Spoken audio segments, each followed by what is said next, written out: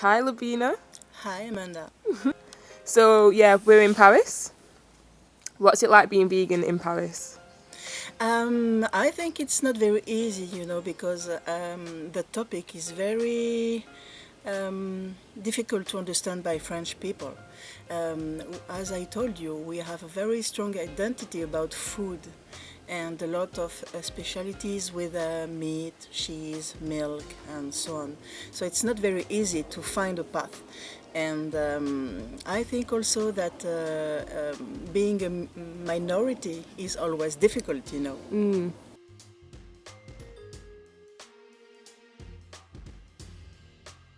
Why do you think French people put so much importance on their food? Maybe because France is a country of culture, and French people like to put culture everywhere. And I think also that maybe France is a little country with a lot of cities, of regions, and the reunification of all of this is very, very ancient. And I think that the food was also a way of preserve the identity of the people living in cities or some part of France.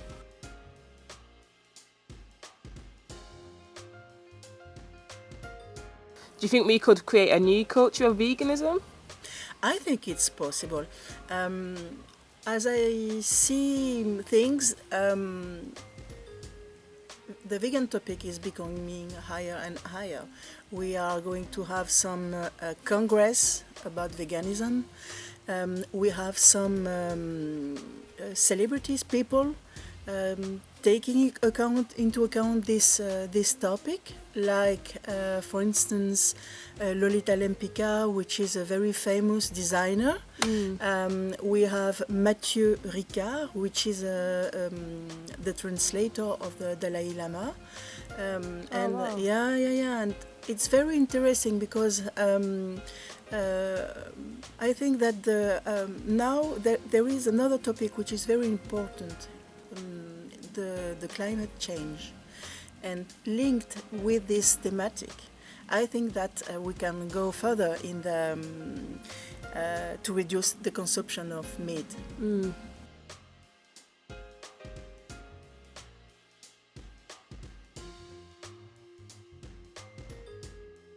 Yeah, there's a lot of people that care about the environment, but they don't seem to see the link between eating meat and the environment. Like, how can we help them see what the link is? I think that veganism is difficult to understand for people who don't feel with this topic, because you have several things. You have a rational attitude. You can say it's a matter of health, it's a matter of climate, and so on. And you can have an emotional attitude about you cannot eat animals and so on. But I think that some people are not aware about caring the health of animal, the welfare, and so on, and say it's just animal. Okay, I think that those people can also say, I want to eat meat, it's my culture, I cannot do something else. I love too much. So I think that we have to develop different kind of argumentation. I don't know if we say like that. So speaking with rationality and speaking with emotion.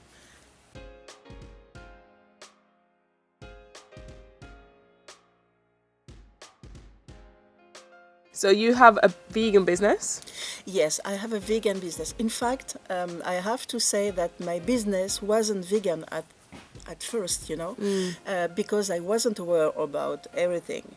And I have to say, and I'm very happy to say that my business leads me to be part of the vegan movement. I do natural cosmetics. the name of my brand is Pachamamaï, which means my mother earth in Quechua, which is the language of my mother country. This is the name of a goddess that gives everything for all the living beings on the earth. I mean humans, animals, nature, and that's not all. She's expecting something back. She needs to have a return, and I decided to do cosmetics absolutely natural, very good for the earth, for the man, and so on. Being very carefully about how I use the natural resources also, and I had a bestseller.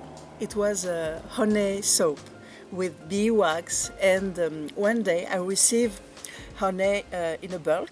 I opened the bulk and I saw something very clear, no smell, nothing, and I was very surprised. It was organic honey, but I don't know why, but I feel suspicious, and I started to do some investigation, and then I discovered the business of honey and what could be done with all the money, all the honey taken out the house of the bees. I don't know the English word, sorry, and replaced by water and sugar. And when you do that, the bees are not able to be strong enough to face the winter. And when I discovered that, I said, it's incredible. I couldn't imagine this. So I decided to stop the soap with honey and beeswax. And it was something not so easy to decide when you have a little brand with not too much money. I have made a print 1,000 of boxes to put the honey inside, the honey soap inside, and I decided to throw it away. And my colleagues say, "Oh, are you really sure? It's a big stuff. It's not so easy." And I say, "I won't sell any more honey soap in my life. It's finished. It's over." And from this moment, I decided to let know about this, in the cosmetic area. So I decided to take a label, and I decided to be with the PETA label, the cruelty-free and vegan label. And we are very proud to be the first French brand to be labelized by PETA. Wow, well done.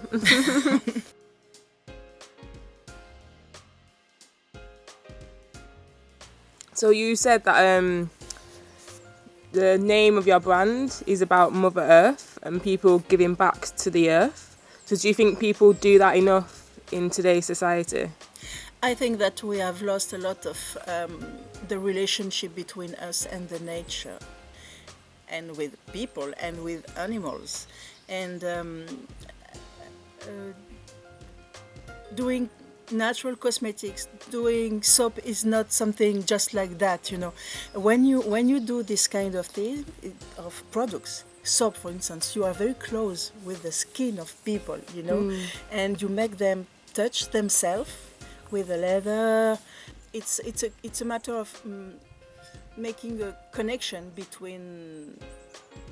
with oneself, with the nature, and so on.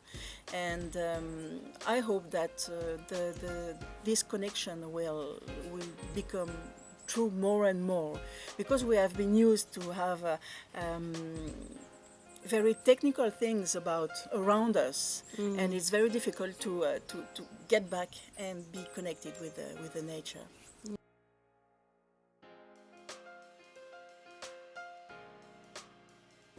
So have the French people had a good response to your business? Yes, I'm very happy because now people are getting more and more interested by the topic of veganism. And yes, our little brand is becoming more and more famous, and that's a great thing. And also, I do some cosmetics for other brands, not only for my own brand. Yeah. And when I do that, I always promote veganism guideline. Yeah, and if they don't, I do, okay, so you can work with someone else.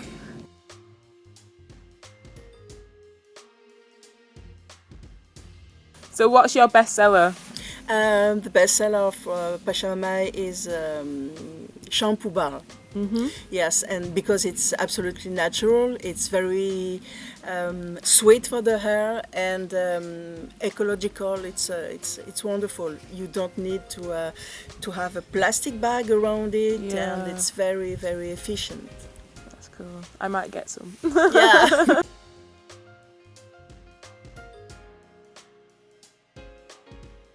Do you do any other type of vegan promotion? Yes, I do. The first I do is participating in the Vegan Place, which is organized monthly in Paris by the wonderful association L214, which is the name of a rule, French rule, French norm about the animals in the book of law. And it's important for me because there you can find a lot of association. You can find also people sending vegetable food, and it's important for me to show that the world can really be vegan, also with the cosmetic topic. Yeah, definitely.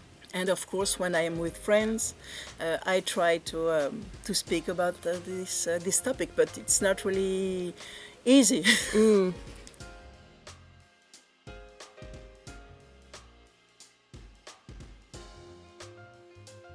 So why did you become vegan? I think it's a matter of honesty with oneself. When you know, you cannot ignore. It's impossible. I told you that I was very impacted by the matter of the honey and the bees. And sometimes after, I saw a movie about foie gras. And of course, foie gras is one of the most, it's like the Eiffel Tower. Yeah. In France, it's very famous, and everyone knows it. Everyone, maybe most of the people love foie gras, and also it's connected with Christmas, with party and so on. So it's something very, very important in France. But when I saw how they managed to get the foie gras, I saw that and I say, oh, that's over. Yeah. I will no more eat foie gras of my life. And I think it was the first path, the first step Yeah. to veganism. Do you think if more people knew about the process of foie gras, they would stop eating it? I think it's not enough. Seeing some hard picture is not enough, because some of the people will be very affected by that. Other people will say, oh no, I don't want to see, or I don't matter, I don't care, and so on. I'm sure that if you want to touch more and more people, you have to diversify your communication. You have to discuss about rationality. You have to discuss about health. You have to discuss about, I don't know, maybe karma. Yeah. You have to discuss about, I don't know, everything, And for instance, Mathieu Ricard, which is the translator of the Dalai Lama, went to US some times ago, and he was in a school, and he asked to the children, "Hey, how are you? Hi, the dog, your friend?" All the children say, "Yeah." is the cat your friend? Yeah. Is the horse your friend? Yeah. Do you hate your friend? And the children were like this. No, I don't hate my friend. Yeah. So it's a long way to change things, very long way. And I think also that we have to be very, I don't know if it's the good word, tolerant. Yeah. Yeah, tolerant each other. If you're too rough when discussion with friends, they may close the ear. Yeah. So I think that we have to learn how to discuss and explain everything. Do you have any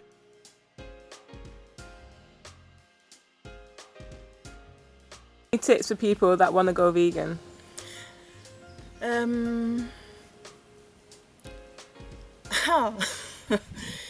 Maybe it could be a good thing to read a lot of things, to see and to meet people, in order to understand that it's not so difficult. For instance, one of the first thing I've done is buying a recipe book. Yeah, recipe how to book. cook vegan food, and I think it's easier when you see what you can do, because when you say you're vegan, people imagine that you eat only carrots. That's not true. Yeah. Yesterday we had a wonderful ice cream together. Yeah. It was so creamy. It was wonderful Yeah. and vegan. That's lovely. So thank you. Please, Amanda. Nice one.